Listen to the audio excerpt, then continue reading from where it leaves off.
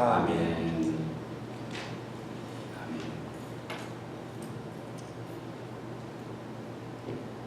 지난 주간도 은혜 가운데 잘 지낸 줄 생각합니다. 좀 환절기가 돼서 주야로 이렇게 많이 기온 차이가 있습니다. 여러분 건강하게 지켜주신 하나님께 감사하면서 우리 다시 모인 우리가 샬롬으로 우리 서로 인사하면서 축복하고 하나님께 영광 돌릴까요? 샬롬. 네. 복되고 귀한 자리에 오셨습니다. 이번 주간은 우리 조국의 고유 명절인 추석이 들어있는 그런 주간입니다. 이쯤 되면은 고향 생각을 한 번쯤 해보게 됩니다. 어릴 적 보름달을 보면서 부모님들과 같이 가족들과 빚었던 손평떡 같이 나눠 먹고 또 보름달을 보면서 함께 저랑 도란도란 얘기했던 그런 생각들이 떠오르게 하는 아마 그런 절기인 것 같아요. 제가 서울에 살면서 고향에 내려가는 기회가 여러 번 있었습니다.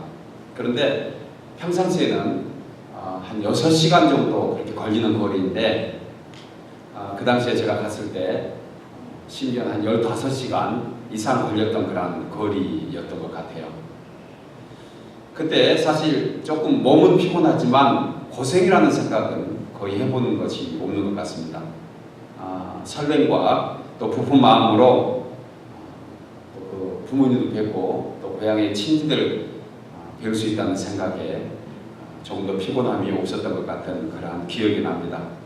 그래서 고향 하면 좀 세월이 더 흐를수록 아마 그리워지는 것이 아닌가, 또 그 이유가 무엇인가 생각해 보니까 우리 마음속에 그 고향의 향기, 고향의 추억들이 있어서 우리를 그렇게 넉넉하게 하지 않는가 생각을 좀 해보았습니다.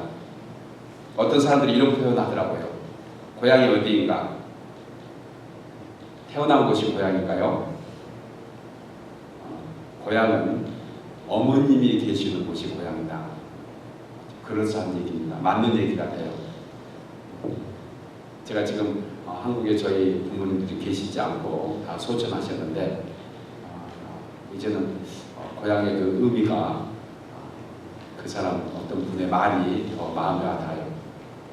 어머니가 계시는 곳이 고향이다. 여러분 희귀본능이라는 단어 들어보셨어요? 태어난 곳으로 돌아가려고 하는 본성, 이것을 희귀본능 이렇게 표현을 합니다. 이 단어에 가장 적합한 물고기가 있습니다. 여러분 알다시피 연어예요. 살몬, 연어. 이 연어 물고기는 다른 물고기와 좀 다른 특성을 가지고 있습니다. 어릴 때 치어로 났다가 이렇게 자라게 되면 아주 큰 바다에서 자라면서 몸집이 굉장히 커집니다. 그런데 그렇게 몸집이 커서 수년간 살다가 죽을 때가 되면 반드시 그가 태어난 곳으로 찾아 들어와서 그의 생을 마감한다는 것이에요. 학자들은 이런 연어의 행동을 두고 희귀본능이라 이렇게 표현하고 있습니다. 영어로는 노스텔지어 그런 단어를 쓰는데, 노스텔지어 희귀본능, 그 원인을 몰라서 그동안에 좀 미스테리했습니다. 어떻게 연어가 그렇게 큰 바다에서 태어난 곳을 잊지 않고 살 수 있는가? 이것이 참 사실 여러 식물학자들, 동물학자들 사이에 좀 미스테리한 그런 내용이었다고 합니다. 그런데 최근 어류학자들의 연구에 따르면 연어가 태어나서 어릴 때 먹었던 그 물맛이 작은 두뇌에 이렇게 새겨져 있대요.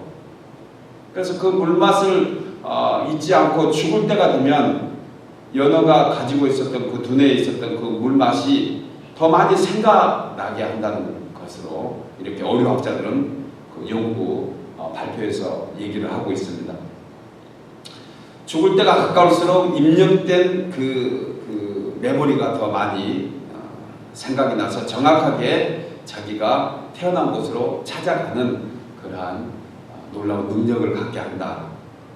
여러분, 물고기도요,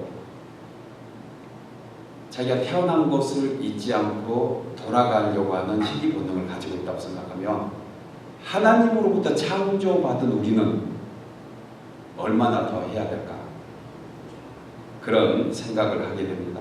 하나님의 형상으로 창조됐으니까 우리는 하나님으로부터 와서 하나님께 돌아가야 된다는 것이 아마 희귀 본능의 우리의 교훈이 아닌가 생각을 해봅니다. 오늘 본문은 더 나은 본향을 사모하는 사람들에 대한 믿음의 여정을 기록하고 있는 히브리서 11장 말씀입니다. 잠시나마 우리가 돌아갈 영원한 본향, 거기에 대해서 함께 말씀을 세 가지로 나누려고 합니다. 첫째로 더 나은 본향을 사모하는 성도에게는 이 땅이 나그네 삶이라는 것이에요.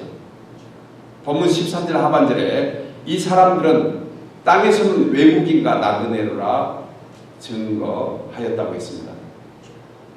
히브리 기자는 믿음의 조상들을 소개하면서 그들이 이 땅에서 어떤 마음으로 살았는가를 설명하고 있는 것이에요. 어떤 마음이었습니까? 외국인과 나그네 같은 마음이었다. 여러분, 현재 우리가 살고 있는 미국, 우리 모두 다가 이민 온 사람들입니다. 우리 청년들, 자매들은 부모님들이 여기서 태어나서 부모님들이 여기 계셨기 때문에 여기서 태어난 우리 청년들도 지금 다 있죠. 그렇지만 그렇게 시민권이나 영주권을 가지고 산다고 하지만 사실 그 혈통은 또 가문은 바뀌지 않는 것입니다. 아무리 영어를 잘하고요, 가끔 햄버거를 먹고 스테이크를 아무리 자주 먹는다 하더라도 사실 우리에게 그 가문의 혈통은 영원히 지워지지 않는 것을 우리가 잘 압니다. 여전히 우리의 조국, 우리의 모국은 대한민국이라는 것입니다. 이것처럼 사람은 하나님께로 지음받았습니다. 그리고 하나님이 이 땅에 보내시고 이 땅에 보낸 사명이 다 끝나면 돌아 하나님께로 돌아가야 될 그러한 인생들이라는 것이에요. 우리 흔히 얘기할 때 이렇게 사람이 이 땅에서 수명을 다하고 죽게 되면 쓰는 단어는 뭐라고 씁니까? 돌아갔다 이렇게 얘기합니다. 돌아갔다. 돌아갔다는 것은 왔던 곳이 있었다는 것이에요. 어딘가 가야 될 곳이 정해져 있다는 것이에요. 그래서 우리가 흔히 돌아갔다, 또 어르신들에게는 돌아가셨다, 돌아가셨습니다, 이렇게 표현하는 그 단어 속에 돌아갔기 때문에 우리는 교회 성도님들이 소천하거나 하나님의 자녀가 이 땅에서 생을 마감하게 되면 우리는 환송 예배한다 이렇게 얘기합니다. 다른 믿지 않는 사람들, 불신자들은 장례식이라고 얘기합니다. 장례도 거의 같은 의미 속에 있기도 하지만 저희는 환송한다, 그것은 어디론가 다시 보내준다는 그런 의미 속에 있다 하면 우리가 역시 하나님께로 왔다는 사실을 이미 우리 인류가 오래전부터 알고 있었다는 사실이에요. 이처럼 세상을 사는 모든 사람에게 공통점은 출생과 탄생입니다. 출생과 죽음입니다. 탄생과 죽음. 사람이 태어날 때 자신의 선택으로 태어난 자녀가 어디 있어요? 우리 아이들이 태어나서 내 마음대로 부모를 골라서 태어난가요? 그렇지 않습니다. 그것처럼 죽음도 내 마음대로 선택할 수 있는 것이 아니라는 것이에요. 이 말씀은 무슨 얘기냐면 이 땅에서 영원히 사는 것이 아니라는 것입니다. 그래서 야고보서 사도는 야고보서 4장 14절에 너희 생명이 무엇이뇨? 너희는 잠시 보이다가 없어지는 안개니라. 베드로전서 2장 11절에 모든 인생에게 나그네와 행인 같은 너에게 권하노니, 이것은 우리를 그래서 나그네와 행인으로 이미 명명하고 있다는 것입니다. 여러분, 이 땅에 사는 모든 것은 한정된 기간이 있습니다. 여행자와 같이 기간이 정해져 있다는 것이에요. 따라서 이 세상의 부귀영화에는 다 한정된 것이 있습니다. 결코 그것으로 우리의 마음을, 우리의 영혼을 뺏기지 않아야 한다는 것이에요. 눈에 보이는 것으로 우리는 우리의 영혼을 뺏길 때가 얼마나 많은지 모릅니다. 인생의 목적을 상실하지 않아야 된다는 것이. 여러분이 여행하면서 비행기를 타고 왔을 것입니다. 그런데 비행기 탈 때마다 가장 신경 쓰인 것이 있어요. 뭐지요? 배기지입니다. 짐, 가방. 요즘에는 더더구나 이렇게 유가가 많이 오르고 또 경제적으로 상당히 어려움이 있다 보니까 모든 비행회사마다 배기지를 아마 2개 이상, 하나 그것밖에 못 가지고 가도록 정해져 있는 것 같아요. 저도 멕시코에서 사역을 하고 있을 때 제가 가끔 미국에서 이렇게 일을 보고 돌아갈 때 우리 주일학교 아니면 학교에 아니면 교회에 필요한 것들이 많이 있어서 좀 이렇게 책 같은 것을 가져가고 싶어 하는데 제일 고민스러운 게 무게더라고요. 무게. 가방의 무게는 정해진 규정만큼 가지고 가도록 되어 있다는 것이에요. 아무리 좋은 것이 많아도 내려놓고 가야 된다는 것을 제가 말씀드리려고 하는 것이에요. 누가복음 12장에 보면 어리석은 부자의 모습을 말해주고 있습니다. 19절을 보니까 내 영혼아, 이제 어리석은 부자가 자기 스스로 얘기하는 거죠. 내 영혼아, 여러 해 쓸 물건을 많이 쌓아두었으니 평안히 쉬고 먹고 마시고 이제 좀 즐기자. 이렇게 자기 스스로에게 위로하고 얘기하는 것이에요. 근데 하나님이 그의 마음을 아시고 들려주신 말씀이 있습니다. 하나님께서 뭐라고 얘기했냐면 어리석은 자여, 오늘 밤에 내 영혼을 도로 찾으리니 그러면 너의 그 창고에 쌓아둔 그것이 예비해둔 것이 네 것이 되겠느냐, 이런 얘기를 하셔요. 그리고 얘기하십니다. 너희는 무엇을 먹을까 무엇을 마실까 입을까 하여 구하지 말라. 그리고 근심하지도 말라. 이 의미는요, 하나님께서 인생 무상을 얘기하려고 하는 것이 아니에요. 인생 허무. 요즘 이 시대에 인생 허무자들이 얼마나 많은지 모릅니다. 인생 허무자. 종교 중에도 그런 종교가 꽤 많이 있다는 거 알아야 돼요. 요즘 시한부 종말론, 그것을 많이 얘기하는 종교 형태를 가진 교회들이 상당히 많습니다. 그 시한부 종말론의 가장 허점, 잘못된 점이 무엇이냐면 인생 무상을 얘기해요. 학교 다니는 학생들 뭐라고 공부하냐, 곧 세상이 종말이 올 텐데. 오래된 얘기입니다. 다미성교라는 얘기 들으셨을 거예요. 마지막 때가 됐다. 이제 조금 있으면 주님이 재림하신다. 그래서 학교 가는 학생들 학교 가지 말고 기도하라. 그리고 할 수 있으면 높은 곳에 올라가서 기도하면 할수록 하나님과 가까워질 수 있다. 예. 잘못 빠진 가족들, 주위의 사람들 집 다 팔고요, 전세 다 팔고, 전세 다 빼고 다 정해진 장소에서 한꺼번에 집단 생활하면서 휴거 기다렸던 사람들이 그들입니다. 시한부 종말로. 다 잘못된 거죠. 12시에 자정이 온다고 해서 그 당시에 모든 방송국에 카메라 다 들어대고 과연 하나님이 어떻게 강림하신가 보자 하고 카메라 들어댔는데 강림 안 한 거예요. 당연히 안 하죠. 왜 안 해요? 그 시와 때는 하나님만이 아신다. 성경이 버젓이 분명하게 진리 가운데 나타내고 있는 그 말씀을 세상의 거짓 선지자들, 잘못된 종교 지도자들이 그것을 악이용해서 인생 허물을 얘기하고 사람들을 흔들어 놓는 것을 보게 됩니다. 오늘 제가 이 말씀을 드리는 것은 결코 인생의 허무나 인생의 어떤 종말론적 사고를 얘기하려는 것이 아닙니다. 사람에게는 영원한 세계가 있다는 것을 얘기하려고 하는 것이에요. 사람에게. 이 땅은 영원하지 못하기 때문에 이 땅에 우리의 영원한 생각을 묻지 말고 영혼을 뺏기지 말라는 것을 우리가 다시 한번 새겨봐야 합니다. 이 세상의 삶이 끝난 후에 영원한 세계가 있는데 그것을 알고 이 땅에서 준비하는 그런 마음이 우리 가운데 있어야 된다는 것이에요. 사랑하는 여러분, 우리 젊은 청년들 자매들이 있는데 첫 번째 돼지가 이렇게 뭐 인생 무상 같은 그런 얘기를 하게 돼서 참 미안하게 생각해요.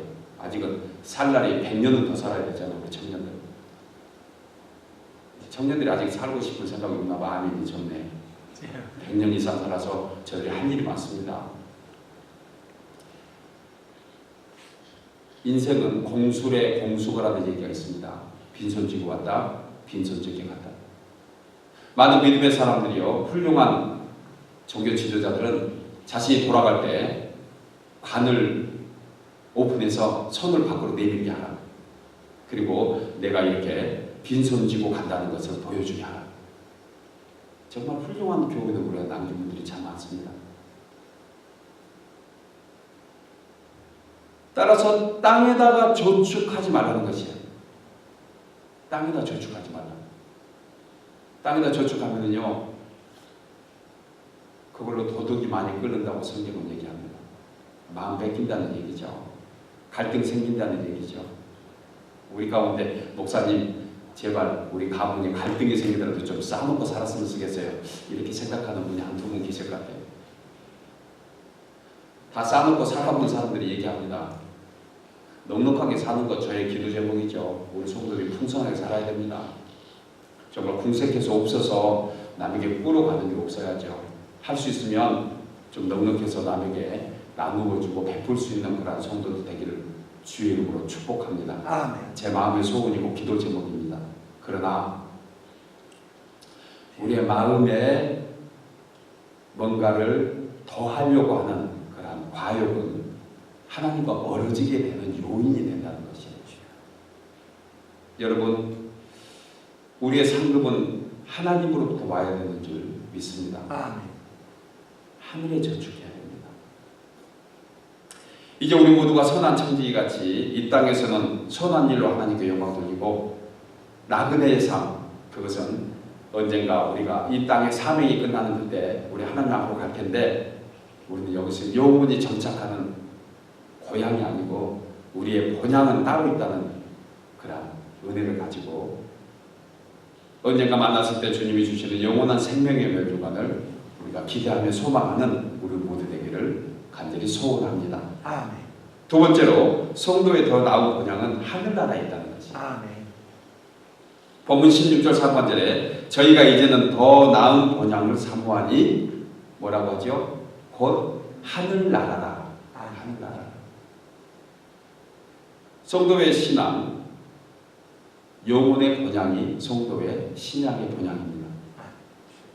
성도가 왜 신앙을 갖게 됩니까? 그것은 영원한 본향에 소망을 두는 것이 성도의 신앙입니다.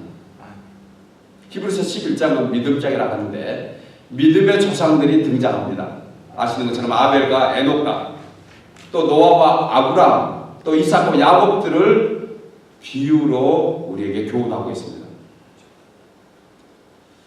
이 믿음의 조상들은 하늘나라를 영원한 고향으로 삼았던 사람들입니다. 그들은 한결같이 천국이 그들의 본향이라는 거 고백합니다. 그래서 더 나은 본향을 바라고 믿음으로 살다가 믿음으로 천국 간 선진들입니다.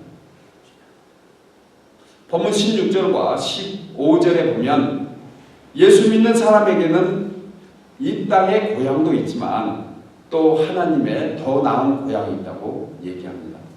이 말씀은 성도에게 땅 위의 고향, 이것은 육신의 고향이고 우리의 영혼의 고향, 여기가 바로 천국이라는 것이에요.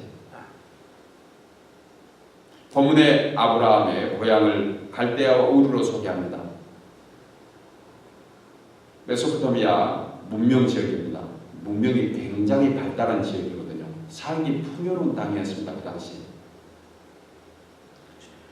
15절에 말씀하는데 아브라함이 갈대아와 우르를 가려고 했다면 얼마든지 갈 기회가 있었다고 얘기합니다. 왜요? 그 갈 기회가 많다고 얘기했던 것은 그가 태어난 고향이 그곳이었다는 것을 말해주려고 하는 것이에요. 그런데 갈 기회가 많았는데 불구하고 안 갔다는 것입니다. 왜 안 갔습니까? 그것은 잠시 지나가는 나그네의 고향이라는 것을 아브라함이 알고 있었습니다. 그리고 아브라함은 얘기합니다. 더 나은 본향을 향해 간다. 여러분, 우리 모두도 아브라함과 같이 더 나은 본향, 저 천국, 하늘나라를 소망하는 우리 되기를 바랍니다. 아멘. 여러분, 하늘이 본향인 것을 아는 성도들이요, 세상만을 고향으로 생각하는 사람들하고는 삶의 가치관이 다릅니다. 아브라함은 세상의 가치에 살지 않았고 천국의 가치를 두고 살았던 사람입니다. 그가 사실 부자였거든요. 당시에 굉장히 그 지역에서 권력과 부자의 명성을 가지고 있었던 사람입니다. 그런데 자신을 위해서 땅 한 평, 집 한 채 갖지 않고 갈대아우리의 풍요로움 취하지 않았습니다. 물질 문명, 더 좋은 집, 더 나은 재물, 이것은 사실 아브라함의 관심사가 아니었다는 것이에요. 여러분, 우리가 지난날보다 사실 이곳에 살 때 지금 오늘날 생각하면 아마 지난날보다는 그래도 넉넉한 삶을 살 것입니다. 조금은 여유가 있습니다. 우리 성도 가운데 한국에서 보릿고개 지냈던 사람들이 꽤 계실 것입니다. 또 이민 초기에 정말 등골 빠지도록 힘들게 고생하면서 눈물 흘리면서 먹고 사는 일에 힘썼던 서러운 세월들 우리 가운데 보낸 분들이 많이 계십니다. 어찌됐든 그 시절보다는 그래도 지금이 좀 낫지 않은가요? 그런데요, 마음은 넉넉하지 못합니다. 갈수록 넉넉하고 갈수록 더 풍족해야 되는데 그렇지 못합니다. 뭔가 쫓기는 것 같고요, 늘 분주하게 살아갑니다. 왜 그럴까요? 눈앞에 있는 현실에 우리 마음 뺏기기 시작하면 그렇습니다. 문명과 과학이 발달하면 발달할수록요, 풍요로울수록 더 그렇습니다. 여러분, 세상 주관자들과 공중원소 자본자들이 이 풍요로운 문명 앞에 그들은 우리의 마음을 뺏으려고 하는 것입니다. 여러분, 우리 지금 주일학교 자녀들이 몇 명이 이렇게 지금 못 나오고 있죠.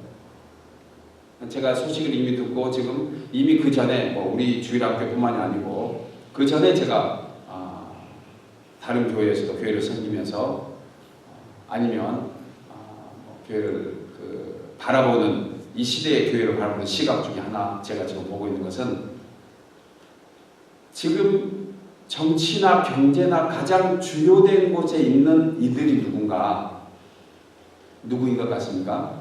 그들이 바로 딱히 어느 종교의 사람들이라 얘기할 수 없지만 타 종교인들이 많이 그래요. 특별히 안식일을 지키는 사람들, 종교인들이 꽤 많이 중심에 있습니다. 이 시대에. 오늘날 유태인들이 경제고 정치고 미국의 백악관뿐만이 아니고 각 요소마다 중심 기관에 다 들어가 있고 그를 조종하고 있습니다. 예전에 행사를 한 거 보면요, 대부분 행사가 거의가 다 토요일 날 많이 했습니다. 미국에서도. 그런데 지금은 토요일 날 거의 행사 안 합니다. 자신들은 토요일 날 그들이 얘기한 여호와 하나님께 예배한다고 하거든요. 그러니까 토요일 날 그들은 안식일이라 해서 토요일 날 예배하고, 주일은요, 지금 개신교, 오늘 얘기하는 기독교인들이 예배하는 이 주일, 정해진 주일과 안식일의 차이가 뭐냐면 예수 그리스도를 우리의 구주로, 우리의 주인으로 모시고 있는가의 차이인 것입니다. 예수 그리스도는 주일날 부활하잖아요. 그래서 오늘날 신교, 기독교가 바로 이 주일날 예배를 했던 것입니다. 가서 보면, 실제로 지내고 보면 앞으로 더 아마 주일날은 우리들에게 예배할 수 있는 어떤 그 여건들, 공간들을 아마 더 많이 줄어들 거라는 생각이 듭니다. 어느 날짜적으로도 그렇지만 경제적으로도 사실 그래요. 우리가 지금 물건 사고 있는 많은 것들이요, 이교도들이 생산하고 만들어내고 그걸로 우상 섬기는 일에 들어가는 돈이 얼마나 많이 있는지 모릅니다.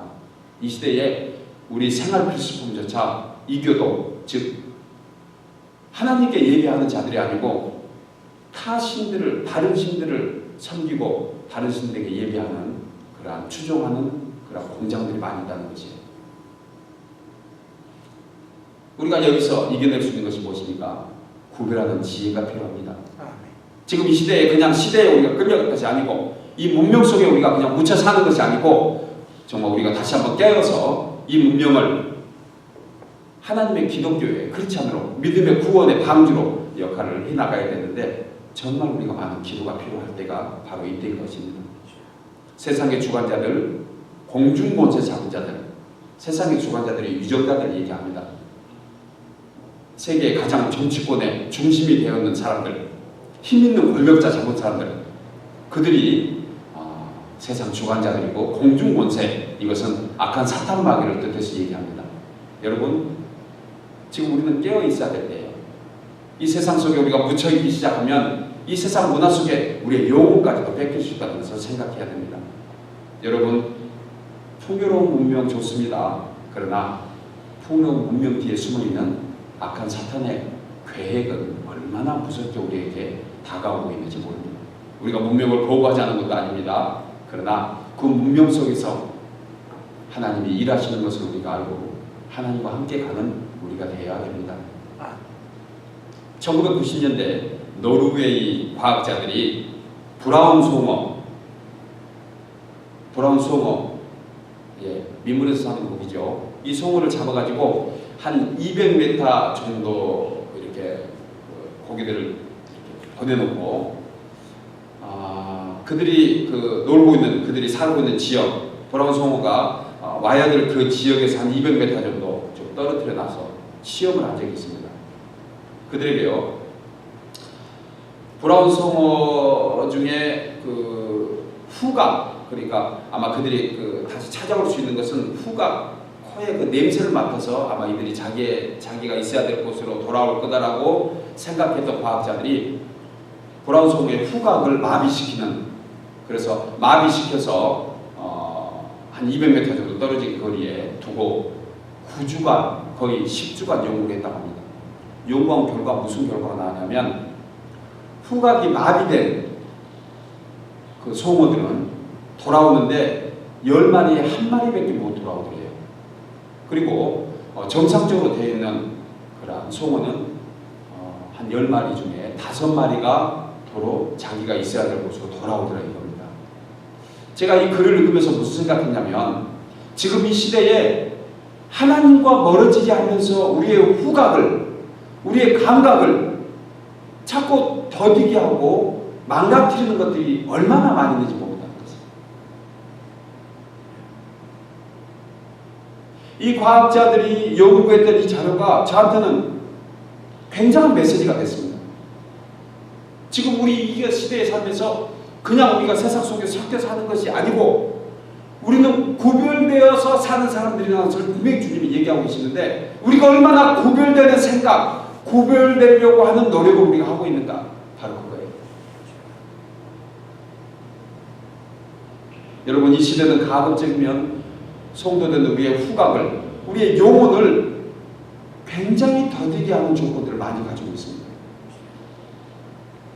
이 시대에 다시 우리가 그 하늘 본향, 그걸 생각할 수 있는 기회가 된 것을 정말 감사해요. 여러분, 매일 조금씩 아주 우리는 천국이라는 본향에서 멀어지게 하려고 하는 조건들이 많이 있다는 것을 정말 묵상합니다. 우리 오늘 예배하고 돌아가죠.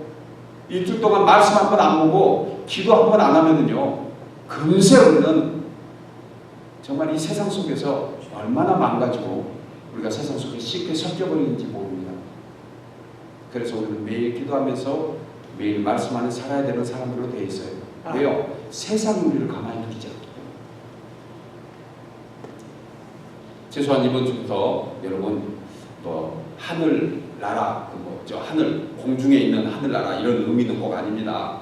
어느 지역을 얘기하는 장소가 아니거든요. 그렇지만 그래도 한 번 정도는 좀 우리가 모두 다 같이 좀 요즘 좀 청명한 하늘을 좀 보면서 오늘 말씀 묵상해 줄 하나님, 내가 하늘나라 붙잡고 살겠습니다. 여러분, 우리가 예수 그리스도를 믿고 영접하는 순간이요, 우리는 분명한 본향이 정해진 것입니다. 요한복음 5장 54절에 예수님은 내 말을 듣고 나 보낸 이를 믿는 자는 영생을 얻고 심판에 이르지 아니하나니 사망에서 생명으로 옮겨요.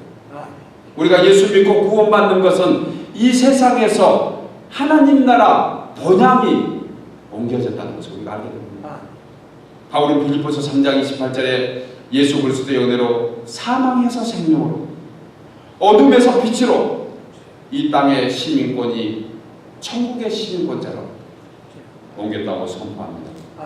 아멘입니까? 사랑하는 여러분, 예수를 믿는 성도는 이제 더 나은 본향이 분명히 있습니다. 우리가 땅에 속한 자가 아니고 하늘에 속되고 이제는 마귀의 자녀에서 하나님의 자녀로 바뀌었습니다. 육신의 고향이 아닌 영혼의 고향을 찾아나가는 그것을 선물로 우리에게 주셨습니다. 그러므로 더 나은 본향, 하나님의 나라를 소망하는 우리 모두 되기를 주의 이름으로 축복합니다. 아멘. 마지막 세 번째로 더 나은 본향을 사모하는 자에게는 천국이 예배되어 있다는 것을 우리가 알게 됩니다. 16절 중반절에 하나님이 저희 하나님이라 일컬음을 받으심을 부끄러워 아니하시고 저희를 위하여 한 성을 예비하셨느니라. 아멘. 성도가 많은 축복 가운데 가장 귀한 축복, 슬픔도 눈물도 탄식도 고난도 없는 영원한 그 천국, 그것을 우리에게 준비해 주셨다는 것이, 여러분, 인생들이 왜 불안해합니까? 갈 곳을 찾지 못할 때 불안하게 됩니다. 갈팡질팡 헤매게 됩니다.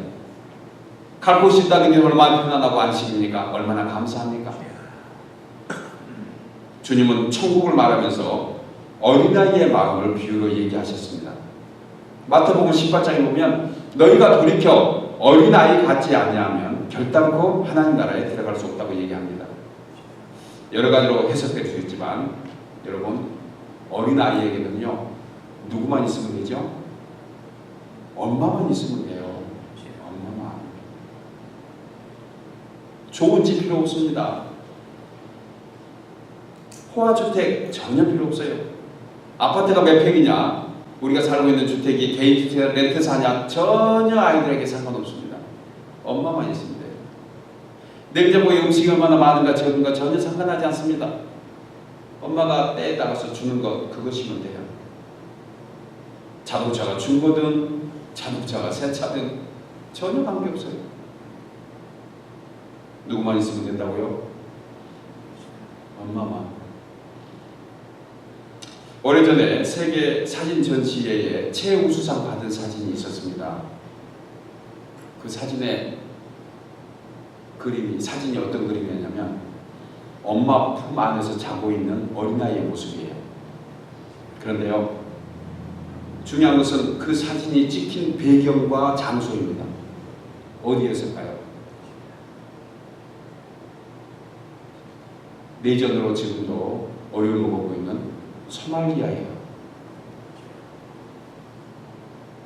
뒤에 배경은 건물이 폐허가 됐습니다. 부서진 탱크가 있고요, 다리가 무너져서 사람들이 다닐 수 없는 곳입니다. 그걸 배경으로 사진을 찍었어요.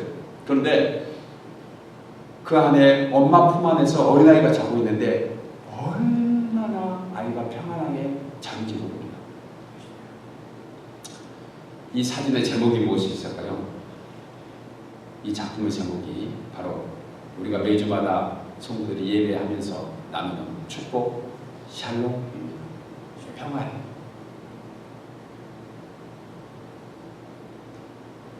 여러분, 그 어린아이가 배가 불러서 평화로웠나요? 엄마의 젖이 잘 나와서 평화로웠을까요? 엄마 품 안에 있다는 사실 하나만 가지고 그 아이는 평화로웠어요. 그 어머니의 품 같은 본향,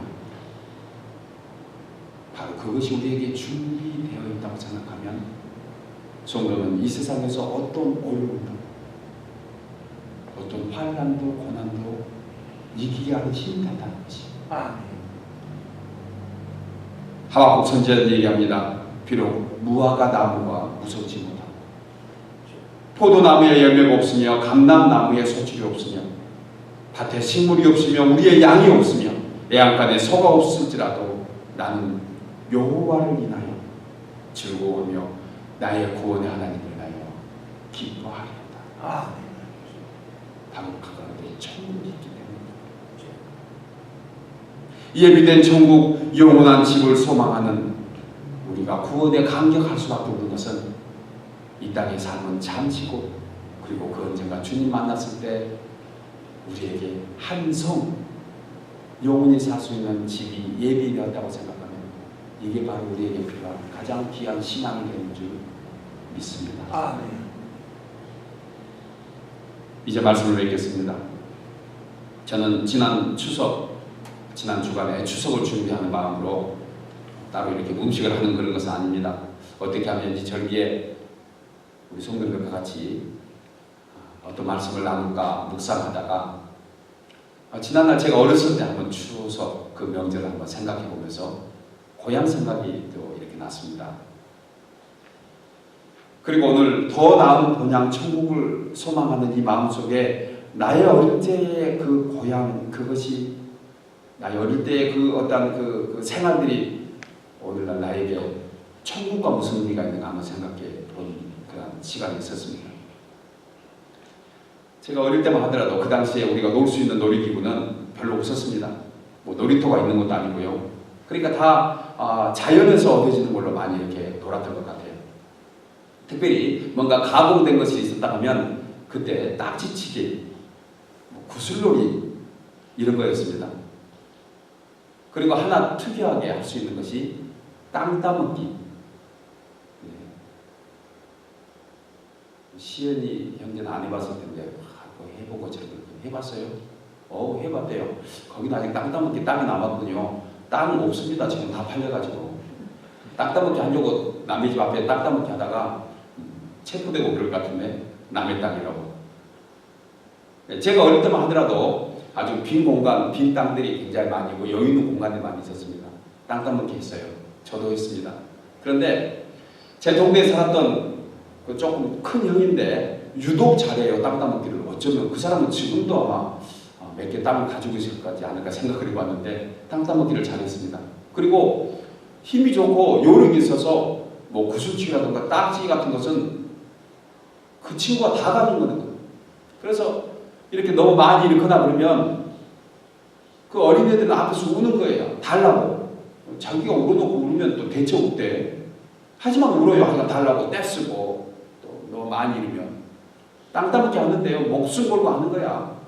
조금이라도 뺏으려고 손으로 긁어가지고 머리 안 쓰러지게 하고요. 막 뭔가 뽑아놓고 하죠.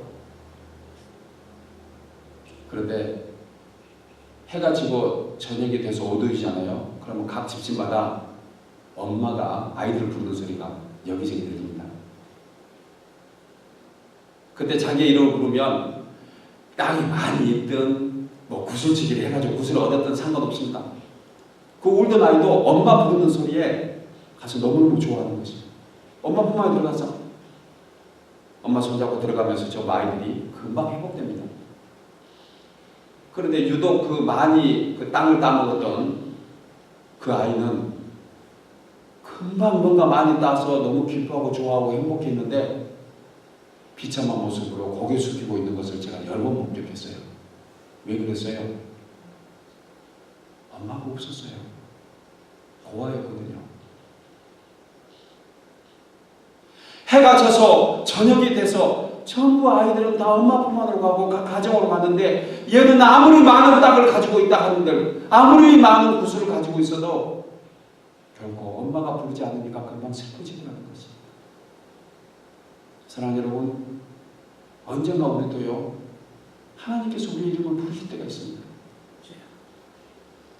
이 땅에서 아무리 많은 땅을 가지고 아무리 많은 권력을 가지고 아무리 은행에 많은 돈이 있다 하더라도요 하나님께서 부르지 않으면 금방 슬퍼지는 사람들, 그 인생들이 바로 우리와 다른 인생이라는 걸 생각할 수 있어요.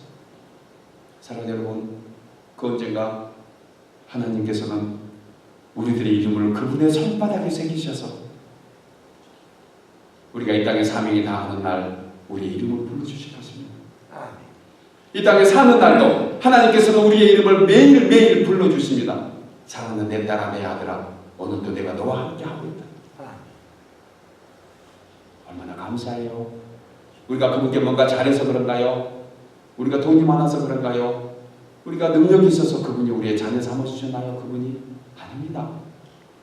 하나님의 은혜인 줄 믿습니다. 아멘. 이 은혜에 감사하면서 이제 이번 이 한 주간 우리의 번영을 생각하고 하나님께 더 가까이 나가는 우리 모두 되기를 주의 이름으로 축복합니다. 아멘. 기도하겠습니다.